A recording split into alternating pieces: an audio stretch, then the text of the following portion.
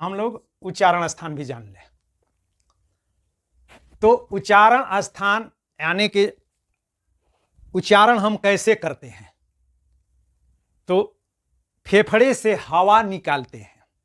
हवा को निकालने का उच्चारण के संदर्भ में वैसे दो ही स्थान है, एक मुंह है और दूसरा नाक है। तो मुंह से निकालेंगे या नाक से निकालेंगे।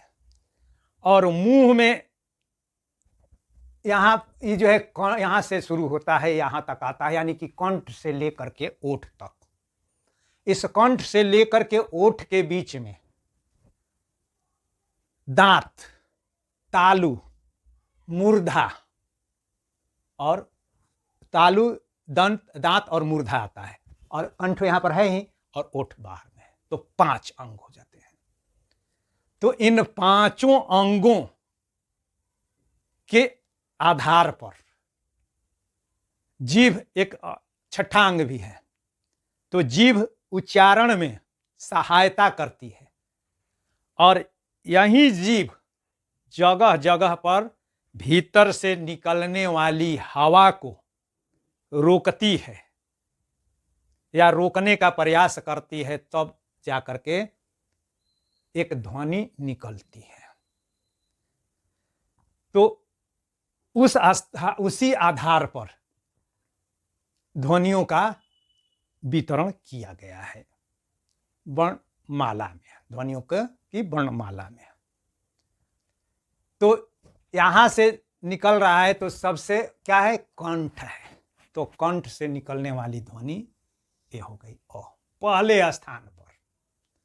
और दूसरा जो है आधार रखा गया है प्राण वायु, यानी कि भीतर से निकलने वाली हवा की मात्रा। अल्प प्राण और महाप्राण आगे बढ़ेंगे। तो सबसे जो है कम मेहनत, कम हवा का खर्च, और मुख फेफड़ा से निकलने के बाद पहली बार जहां अवरोध होता है वह कंठ है। तो इसीलिए सबसे जो है पहले, और फिर उसके बाद जो है अंतिम, ये जो है इस पर जो है बाद में देखेंगे। और अंतिम ध्वनि जो है ह है, जिसमें सबसे ज्यादा हवा को एक ही बार में और झटके से छोड़ दिया जाता है, तब जाकर के ह का उच्चारण होता है। सबसे कम वायु इसमें, और यहां पर ह पर सबसे, ह के उच्चारण में सबसे ज्यादा प्राणवायु की जरूरत होती है। तो एक आधार ये हुआ। अब उसके बाद भीतर, अब जो हम लोग चले तो क्या है? ओठ, कंठ। तो यहां पर हो जाती है एक ध्वनि जो है निकलती है कंठ से, यानी कि इसमें 4 ध्वनि जो है ना वो कंठ से निकलती है। पूरी तरह पूरा हवा जो है मुंह से निकलता है, मगर उसके बाद 5वीं ध्वनि जो है ना, यह मुंह से भी और नाक से भी, यानी कि इसमें मुंह का भी, मुंह से तो निकलती ही है, नाक का भी जो है सहयोग लेना पड़ता है। तो अंग हर एक 5वीं ध्वनि का मुख के साथ साथ नाक का भी सहारा लेना पड़ता है। तो इसलिए इन ध्वनियों को नासिक्य ध्वनि कहते हैं, वर्गीकरण में भी बताएंगे। पहली ध्वनि यहां पर अ का क्रम देख लिए। तो अ, और इन ध्वनियों को स्वर कहते हैं, और इन ध्वनियों को व्यंजन कहते हैं। व्यंजन। अब स्वर की पहले परिभाषा जान लें और विशेषता जान लें। तो संस्कृत में स्वर को परिभाषित करते हुए कहा गया कि स्वयं राजन्ते स्वर अनवग भवति व्यंजन मिति। स्वयं राजन्ते स्वर अनवग भवति व्यंजन मिति।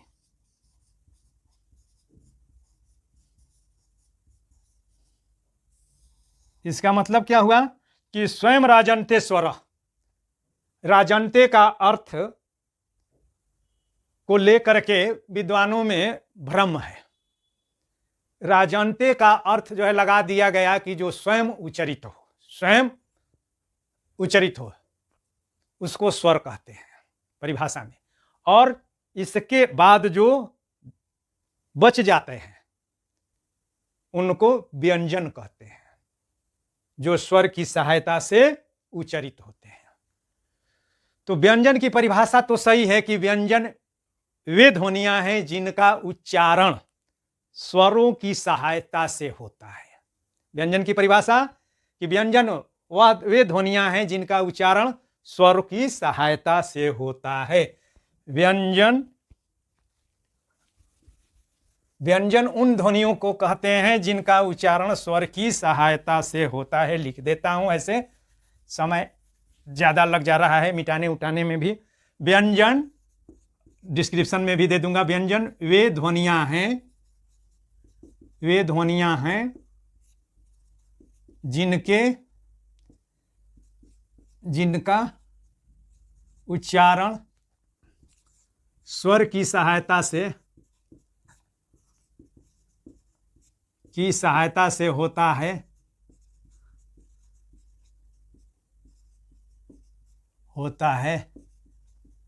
तथा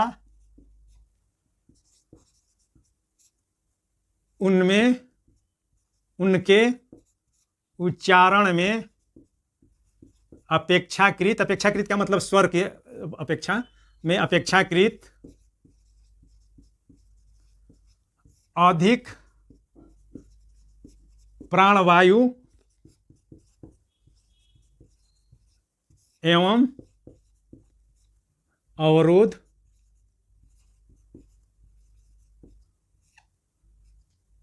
होता है, अवरोध या बाधित होता है।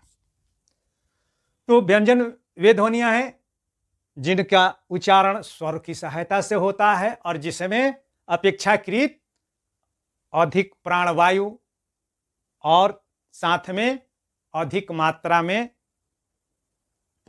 में प्राणवायु का प्रयोग या जो है छोड़ना पड़ता है, और उसमें न्यूनतम के जगह पर अधिकतम अवरोध यानी कि बाधा पहुंचाई जाती है जीभ के द्वारा। कंठ, तालु, मूर्धा, दांत और ओठ के पास जो है जीभ ले जा करके सटा दी जाती है और जीभ रोक देती है, तो अवरोध होता है। अब ठीक इसके विपरीत अब हम लोग जो है परिभाषा जो है कर लें यहां पर। तो स्वर की जो है सहायता से, तो जो स्वर बिना किसी की सहायता से उच्चरित हो तथा जिसमें न्यूनतम अवरोध हो और न्यून मात्रा में प्राणवायु का निःसरण हो या निकास हो, उसे स्वर कहते हैं। तो स्वर वे ध्वनियां हैं जिनका उच्चारण न्यूनतम बाधा के साथ, यानी कि अधिकांश पुस्तकों में परिभाषा मिलती है कि निर्बाध या बिना अवरोध के जिसका उच्चारण होता है उसको स्वर कहते हैं। तो एक उदाहरण ध्यान लें कि बिना अवरोध के कोई भी ध्वनि उच्चरित नहीं हो सकती है। मात्रा में अंतर होता है, कम कहीं अवरोध है कहीं ज्यादा है, तो स्वरों में भी अवरोध पैदा करना होता है, तभी जाकर के अलग अलग स्वर निकलेंगे। अ आ इ उ रि ली री ए ओ। अगर अवरोध नहीं दें तो हारमोनियम को देखे होंगे, हारमोनियम को जब भाती जो है कितना भी जो है चला लीजिए उससे कोई संगीत सारेगामा का नहीं निकलेगा, जब तक कि उसके ऊपर जो नोड होता है उजला उजला अगर उसको उंगली से नहीं दबाया जाए। तो बिना अवरोध के उच्चारण नहीं हो सकता है। तो स्वर और व्यंजन क्या है? तो स्वर हैं, वे ध्वनियां हैं जिनके उच्चारण में न्यूनतम अवरोध होता है और अल्प मात्रा में प्राणवायु निकलती है, उन ध्वनियों को स्वर कहते हैं। परिभाषा में अगर मनुष्य के उच्चारण अवयव, मनुष्य के उच्चारण अवयव, अवयव वही अवयव 5 अवयव से उच्चरित यानी कि निकली। निःसृत, चलिए यहां निःसृत लिख रहा हूं। निःसृत वे ध्वनियां हैं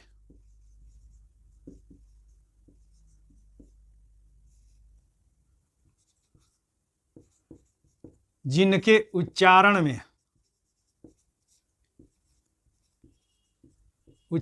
में नगण्य बाधा या अवरोध, नगण्य अवरोध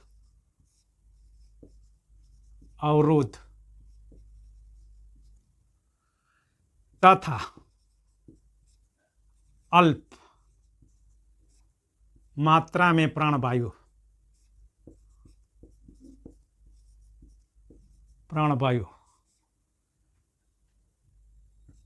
का व्यवहार होता है या निःसृत होती है, व्यवहार हो या होता है, हो, स्वर कहते हैं।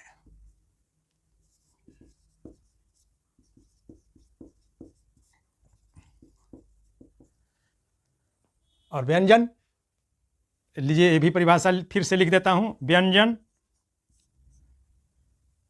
मनुष्य के उच्चारण अवयव से निःसृत वे ध्वनियां जिनका उच्चारण स्वर की सहायता से होता है, व्यंजन कहते हैं। अब हम लोग स्वर और व्यंजन का वर्गीकरण करें।